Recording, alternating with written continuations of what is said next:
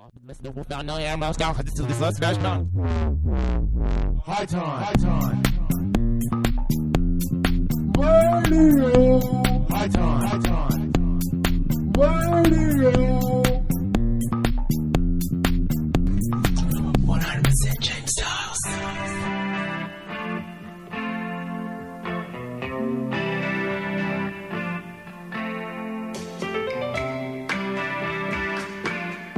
Radio crew, and we're getting to know Peter Monks and his background.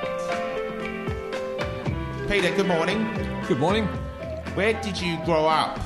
I grew up in Laverton, and I also grew up in Elizabeth in South Australia, and then I also grew up again back in Laverton again because my dad was in the Air Force. So as a kid, I kind of hung out a bit around Geelong. When I used to hang with my mates were about 16, 17, we'd jump in my mate's car and we'd head down to Geelong and just hang out down the beaches and down Eastern Beach. I remember there used to be a like a little fair down there with Dodgem cars down. I don't know if you guys remember down at Eastern Beach, where the big Ferris wheel is these days. You know, a few little arcade games, and we just go down there and hang out. What type of kid were you? What type of kid was I? I don't know. I was probably like you guys, just normal, just the normal kid doing normal stuff. But I used to like music, so I spent a lot of time, you know, listening to music, listening to records, and listening to the radio. Were you emo, sporty, or class clown or nerd? Was I emo, sporty, class clown, or a nerd? Yeah. I don't know. I was just a bit of a dick, really. I used to just like mucking around with me mates, and you know, we used to ride our bikes and you know goof around. And I used to like writing parody songs. Like I used to sing along to songs on the radio and make up my own words. Okay. Funny words and silly words, stuff like that. Do you have any bad experiences as a kid? No, not really. I guess when I was growing up, it might have been a little bit different. I'm sure some people got bullied and stuff, but no, I never did, and you know, my mates never did, and we never really saw it. Or, I mean, you know, see the odd person getting picked on at school, but it was nothing. You know, it wasn't full on or anything. Did you have a mentor? I probably did. I probably at the time I probably didn't realise, but yeah, I used to look up to a lot of people, and I went to like a radio school when I was young, and I think one of the guys' names was Chris Heaney, who was doing Mid Dawns at 3XY, and he helped me out a bit, and yeah, so I guess I did. I didn't kind of actively find a mentor or think at the time that I had one, but yeah, I guess looking back, I probably did. Okay, so what was your inspiration then as a radio thing? Inspiration for radio, wow. These are guys you guys probably, well, you might know them, but guys like Don Lunn and Rick Melbourne, and in the early 80s, a guy by the name of John Peters were the guys I used to listen to. Oh, and Carl Van Est on Eon FM, the captain. Who could forget the captain? Yeah. But these are guys I used to listen to all the time, and I you know, some of them are friends of mine now, and I still think they're fantastic. I still pinch myself that you know I get to spend time with guys like Carl, and I actually got to work with Don Lunn at 3KZ when I was about 19. Yeah, he was doing the 6 o'clock rock show on Saturday nights, and at the time I was doing the mid-dawn show, so I'd come on at midnight, and a guy called Alan Baker was actually doing the show, and one night he didn't turn up, and I looked in the studio, because I arrived at work at about 10 o'clock to get ready, and there's Don Lunn sitting in the studio, and I was like, oh my God, that's Don Lunn. Like this guy was like the king. Like this guy was, you know, he knew the Beatles, he knew the Stones, and he was like the greatest at the time, one of the greatest disc jockeys in Australia. And I couldn't believe it. I didn't know whether to go in and ask for his autograph or say hello or what. So anyway, cut a long story short, I ended up in the studio with him and said hello, and within 5 minutes he had me on the air with him, and we were singing Trailer. What's that Roger Miller song? King of the Road. Trailers for sale or rent. And I've still got the tape at home. Me and Don Lunn on the air singing along, and I couldn't believe King it. of the Road. So yeah, King of the Road it was. King of the Road, yeah, that's it. No, I couldn't. I was like, man, what is happening to me? I'm like 19, 20, and it's Don Lunn. That's Don Lunn. Dr. Fun? Yeah, Dr. Fun. You know, quack, quack, Don Lunn. Yeah. The marching ducks and the sound effects. And okay. Did you play footy, and who did you barrack for? No, I didn't play footy. I barracked for Collingwood, and I used to play a little bit of soccer. Now, I noticed that somebody told me you were on Bay FM, but what stations have you worked for in the past? Okay, what stations? Okay, well, my first radio station I worked at was 3CS in Colac. I see. And then I worked for 3KZ in Melbourne. Yeah, and then I worked for 2CC in Canberra. And then I worked at Kicks FM in Canberra. And then I went to New FM in Newcastle. Yeah. And then I went to Triple M in Brisbane. Yeah. And then I went to Triple M in Sydney. I see. And then I went to Triple M in Melbourne. And then I went to K-Rock in Geelong. I see. And then I went to Bay FM in Geelong. I listened to those stations when I was a kid, and that got me on the way of becoming a radio station presenter. That was my inspiration because I'd listened to a lot of the radio stations like Magic 1278, Bay FM, and K-Rock, and all those, all the local radio stations down here. What are your plans for the future?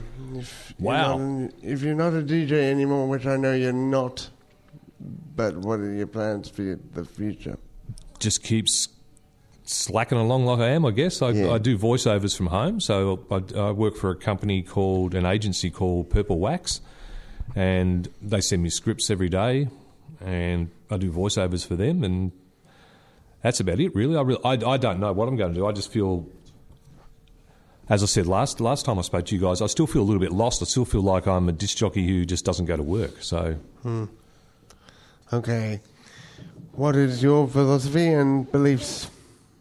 My philosophy and beliefs, would be life's really short, so do what you want to do. Do what you enjoy. Don't worry about what other people think. Yeah. And just don't give a stuff what other people think. It's just whatever you want to do and whatever makes you happy, just go and do it. Because at the end of the day, who cares? As long as you're having fun, and especially something like what you guys are doing with radio, it's you're kind of putting yourself out there a bit, and sometimes other people might hear you while you're learning and kind of might laugh at you and poke fun at you. But you know what? Stuff them. You're in the studio doing what you want to do. And I suppose it makes you nervous when you first started doing it. I mean, absolutely. When I first met Wonder, I felt shy. I felt nervous, and I suppose she felt the same way as me. But we only worked for 3 years, but we were both nervous. I remember my first station, 3CS. They had to put the first record on for me. I didn't know what I was doing. I was freaking out. Like everything just seemed to be going so fast, and the turntables were all lined up. And I remember the PD at the time had to kind of lean over and click and start it up for me. I was like, "Whoa, what's going on?" Yeah. Well, I've met a lot of musicians in my time, like Paul Simon and Archie Roach, and cool, and the lead singer of Joe Cavalieri, the lead singer of the Black Sorrows, and also I've met Gina Williams and Guy Gauss. They're an Aboriginal group from Perth. So there's a few.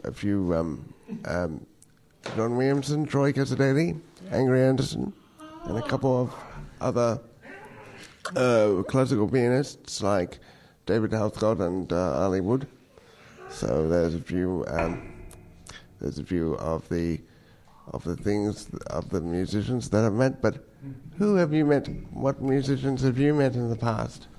Yeah, I've met lots because it was the show I was doing. It was like a passing parade of people. So every night, every day, it was new musicians, new bands, new people.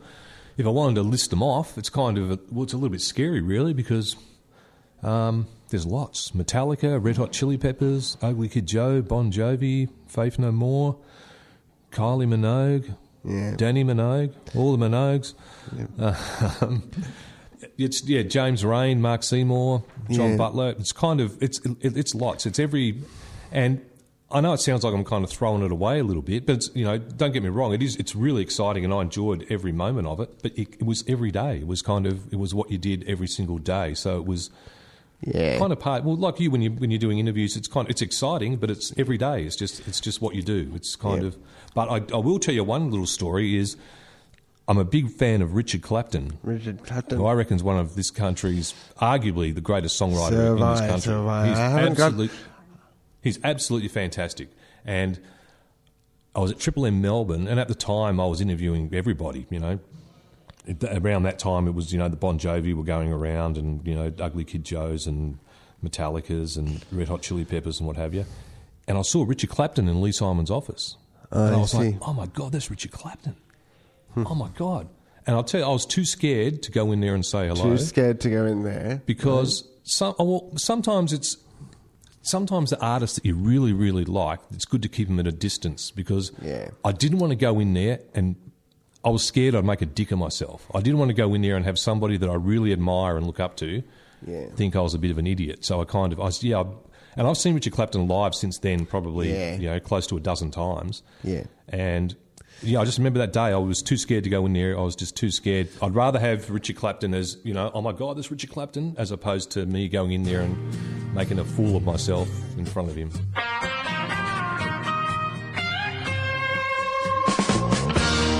Girls on the avenue, they're trying to get you in. Strolling by with a rosebud smile. They're all dressed up to kill, lean on the windowsill, looking your way with eyes of fire. But don't you slip in love with the girls on the avenue. Friday night, see the girls on the avenue. Like a child at big store windows, you feel confused. So many girls on the avenue.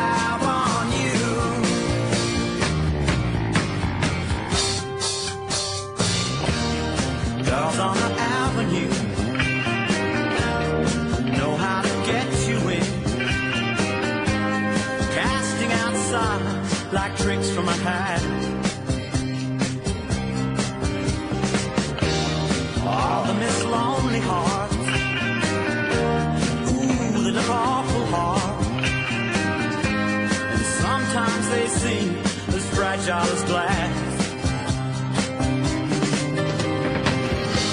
But don't you slip in love with the girls on the avenue. Friday night, see the girls on the avenue. Like a child at big store windows, you feel confused. So many girls on the avenue.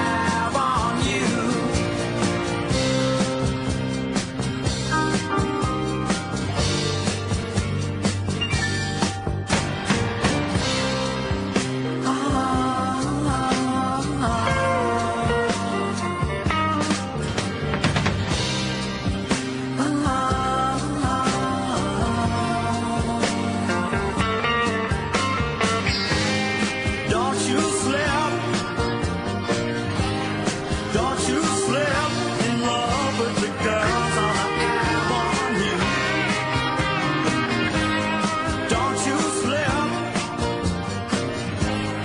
Don't you slip in love with the girls on the avenue. Don't you slip. All right. So this is Tim. He's going to ask Peter a few more questions before the interview wraps up. So over here you go, Tim. All yours. What's your favourite game? Do you ever play games? Yeah, I play games all the time. What are you? You an Xbox guy or a PlayStation guy? PlayStation. Nah, I'm an Xbox guy. I've been playing games all my life. The Sega Saturn, the Sega Mega Drive, the original PlayStation, the 3DO, the Amiga computer. But yeah, at the moment I'm playing on the Xbox One. My favourite at the moment would be Far Cry 5, and I'm also playing a bit of Assassin's Creed and Battlefield 1. I like playing as well. Do you have any new games coming out? Yeah, one I'm looking forward to is Red Dead Redemption 2. Have you heard of that one? The Western game? Yeah. Yep, that looks pretty good. I'm looking forward to that one. And I think that's out in October. So I've got plenty of time to save for it. What's a fun experience to share with us? Yeah, I guess this one's kind of funny. Well, it's a little bit bizarre, but when I first got hired by Pete Meehan at 3KZ in Melbourne, Pete Meehan did the breakfast show. It was Pete and Liz did breakfast at 3KZ. And at the time, 3KZ was the number one station in Melbourne.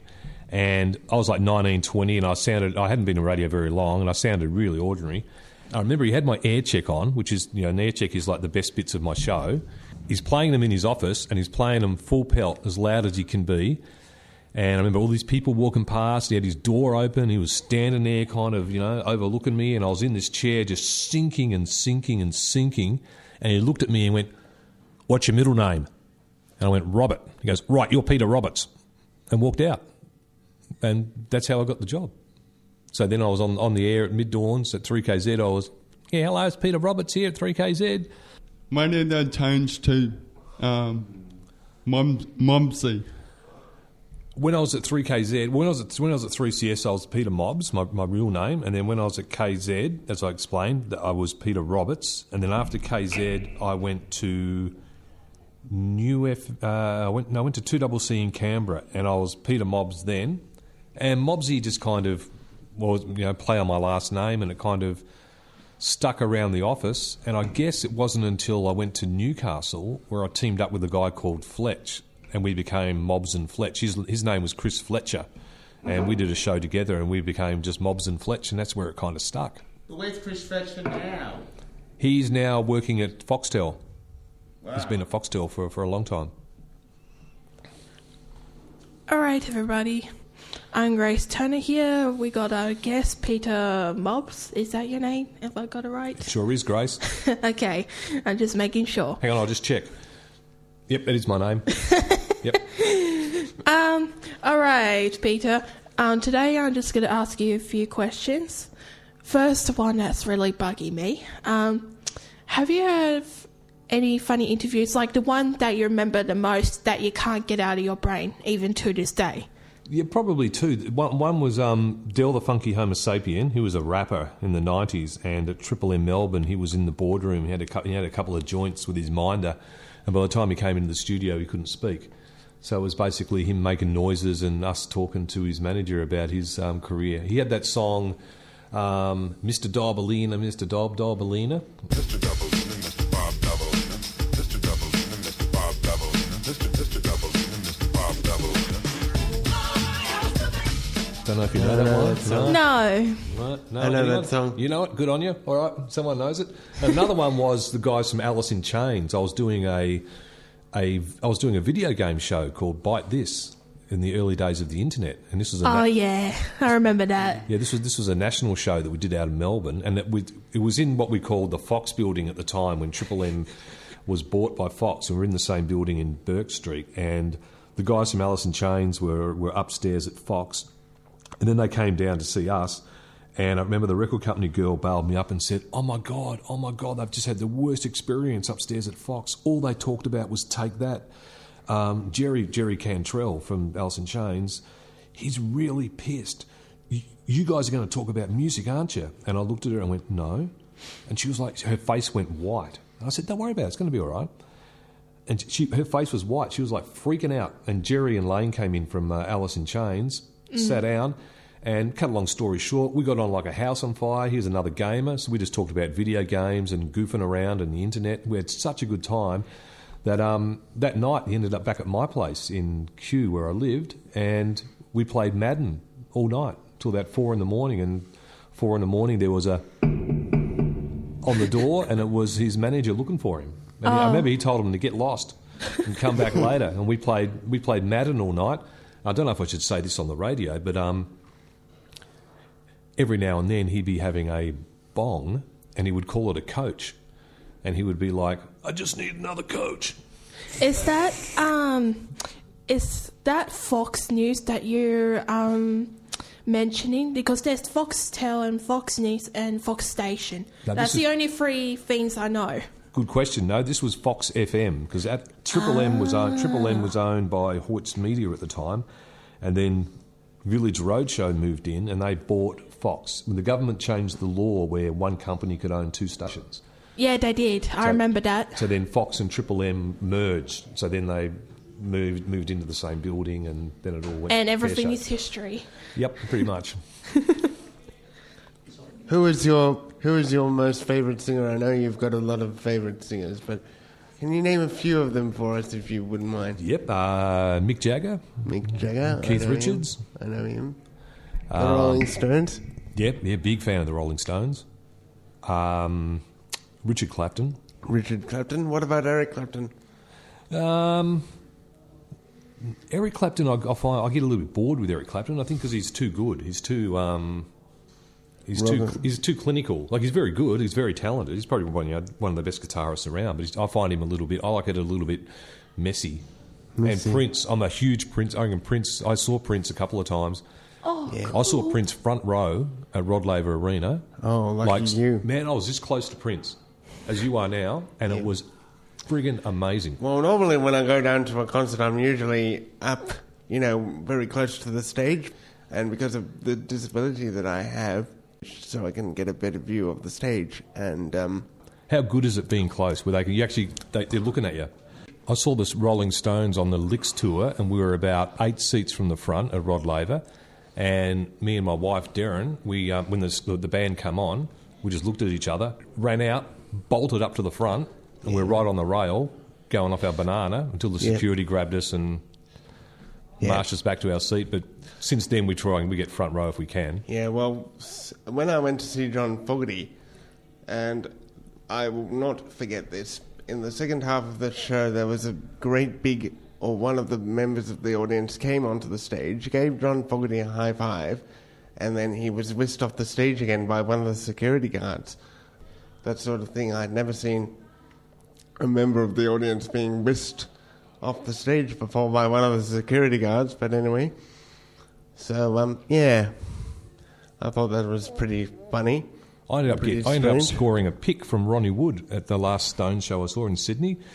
We were right up the front, and during the last song, Satisfaction, he flicked out his pick, and my wife stood on it, bang.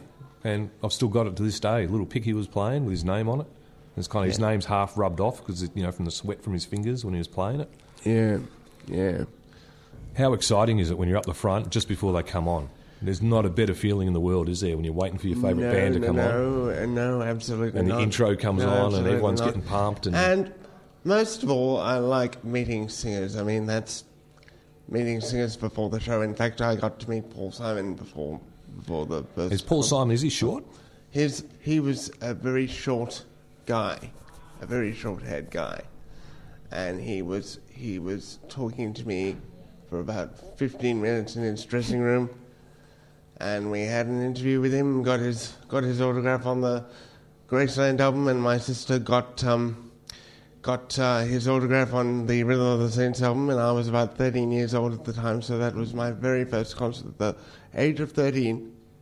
That's a great memory, isn't it? Yeah. Can you tell us about your T-shirt? My T-shirt. Can you see all the tongues on it? Yeah. These are all different tongues from the different Rolling Stones tours over the years.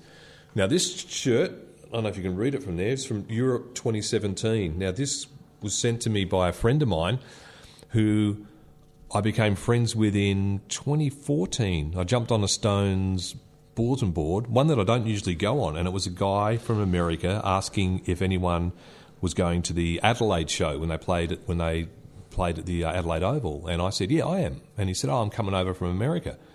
He was coming over from Alaska to see the show. Oh, my God. And we've actually become really good friends. And we met when he came out to Adelaide, and we went to the show together and we hung out.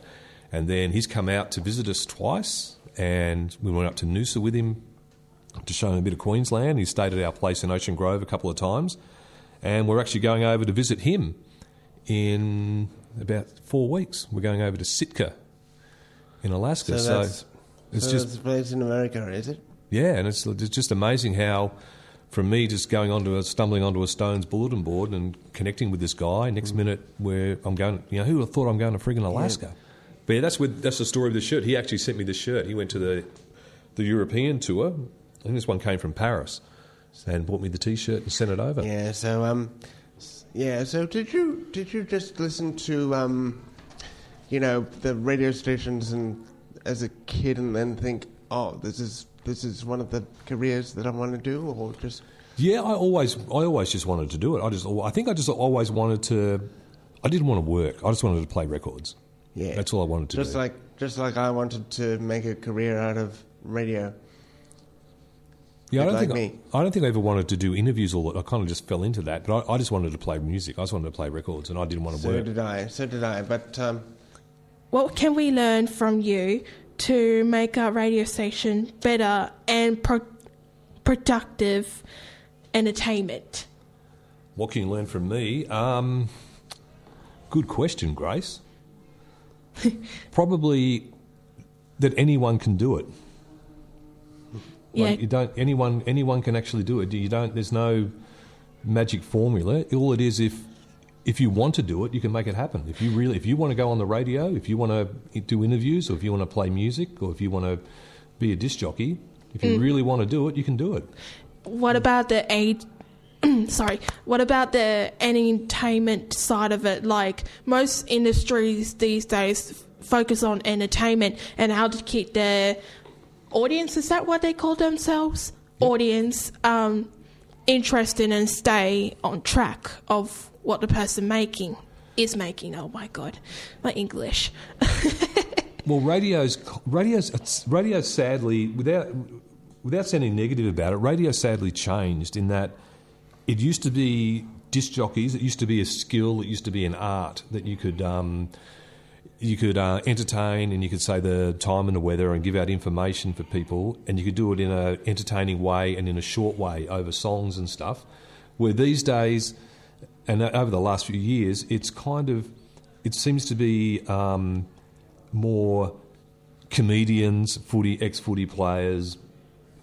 It's just different. It used to be, when you started in radio, you started at mid-dawns and you learned how to do it, and then you gradually went to late nights, and then you went to another station and did afternoons, and then as you got better and better, and you were a disc jockey. Where these days there's not many disc jockeys. It's a footy player and a comedian, or it's a couple of comedians. So radio's kind of done it to itself. Radio's always chasing a short term. The next radio star will be some peanut from the next reality TV show.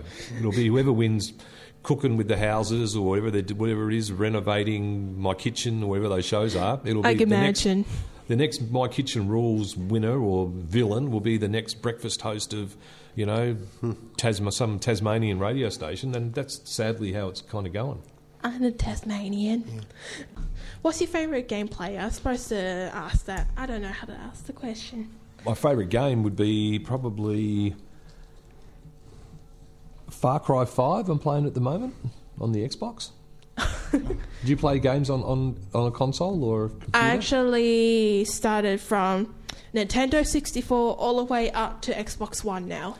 You remember Wave Racer on Nintendo 64? That was a pretty big game. Yeah, that was a pretty good game. And what's your name? Do you have a name? I name myself Ghost Girl because a lot of the time when I play games, I usually I do sneak attacks, and then people get pissed about it because they're like, Ghost why Girl. did you do that? And I'm like, it's just a game, bruh. And you got a gaming name? What gaming name do you use? The gaming for the online. Yep. It's called Razor. Yep. For the online. Like Razor gaming. Blade? No, not that, but it's called Razor for online. What about yours, Peter? Mine? I guess you had to do a cool name too. Mine's actually called Death God. But I was Death God for years, and then someone nicked it, and I had to change it to Oz Death God. So I'm OZ Death God. Your name Death God? Why? Yep. Don't know. They always copy people. I hate when people copy your name and then you're like... I was spewing. I logged in one day and it was taken. I'm like, I've been Death God for years. So I had to become Oz Death God. This is Tim Jasper. Thank you for putting mobs to come in. You're the legend.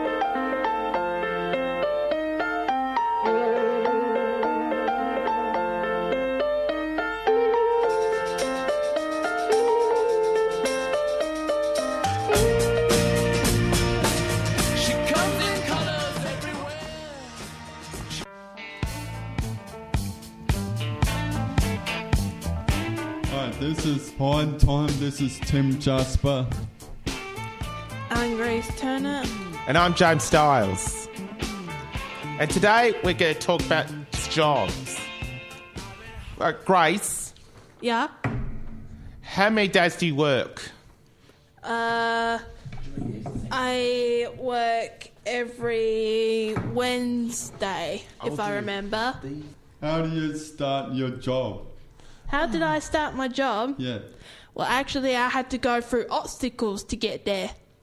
Like, seriously, I wanted to be a movie director, but that went down the toilet. And then I went to I'll go to cooking, and that went down to the toilet too because I had bad experience.